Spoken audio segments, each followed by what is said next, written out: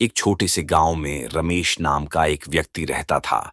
बचपन से ही उसका जीवन संघर्षों से भरा था। उसके माता पिता बचपन में ही चल बसे और उसे किसी ने सहारा नहीं दिया। मजबूर होकर वह भीख मांगने लगा। दिन भर गांव की गलियों में घूमता, किसी से रोटी का टुकड़ा मांगता और रात को किसी मंदिर या पेड़ के नीचे सो जाता। रमेश के पास न कोई शिक्षा थी, न कोई साधन, लेकिन उसकी एक आदत उसे सबसे अलग बनाती थी। वह हर व्यक्ति से कुछ नया सीखने की कोशिश करता था। भीख मांगते समय वह दुकानदारों, व्यापारियों और राहगीरों की बातें ध्यान से सुनता। उसे इस बात का एहसास हुआ कि अमीर बनने के लिए मेहनत, हिम्मत और समझदारी की जरूरत होती है। एक दिन एक बुजुर्ग ने रमेश से कहा, बेटा, किस्मत उन्हीं का साथ देती है जो खुद अपनी मदद करते हैं। यह बात रमेश के दिल को छू गई। उसने तय किया कि वह भीख मांगने का जीवन छोड़कर अपनी मेहनत से कुछ बड़ा करेगा। लेकिन सवाल था, शुरुआत कैसे करे? रमेश ने अपने पास जमा किए हुए चंद पैसे गिने। मुश्किल से 50 रुपये थे। उसने सोचा, इन पैसों से मैं कुछ कर सकता हूं। अगले दिन उसने गांव के बाजार से मूंगफली खरीदी और सड़क किनारे बेचने लगा। शुरुआत में उसे कई दिक्कतें आईं। लोग उसे भिखारी समझकर मूंगफली खरीदने से कतराते थे। लेकिन रमेश ने धैर्य नहीं खोया। वह मुस्कुराते हुए लोगों को अपनी मूंगफली की गुणवत्ता समझाता।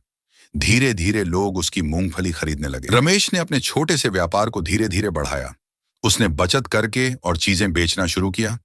अब वह सिर्फ मूंगफली ही नहीं, बल्कि चाय, बिस्कुट और नमकीन भी बेचने लगा।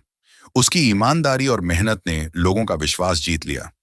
कुछ महीनों बाद रमेश ने अपने छोटे से ठेले को एक दुकान में बदल दिया। अब उसके पास ग्राहकों की भीड़ लगने लगी।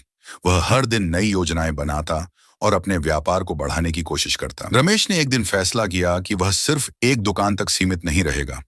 उसने अपनी बचत और बैंक से लिया गया कर्ज मिलाकर एक छोटी फैक्ट्री शुरू की, जिसमें नमकीन और स्नैक्स बनाए जाते थे। उसकी फैक्ट्री के प्रोडक्ट्स जल्द ही आसपास के शहरों में भी बिकने लगे। कुछ सालों में रमेश का नाम पूरे राज्य में प्रसिद्ध हो गया। उसकी फैक्ट्री से हजारों लोग रोजगार पाने लगे।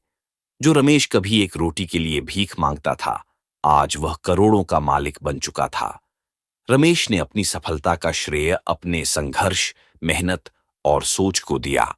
उसने अपने जैसे कई गरीब बच्चों की मदद करने के लिए स्कूल और आश्रय गृह खोले। जीवन में असफलता और कठिनाइयां आती हैं, लेकिन इन्हें अपनी ताकत बनाकर आगे बढ़ना ही सफलता की कुंजी है। रमेश ने हमें सिखाया कि भले ही शुरुआत छोटी हो, लेकिन बड़े सपने और मेहनत से सब कुछ हासिल किया जा सकता है। रमेश की कहानी हमें सिखाती है कि हालात कितने भी कठिन क्यों न हों, अगर हम अपने जीवन को बदलने की ठान लें तो कुछ भी असंभव नहीं है।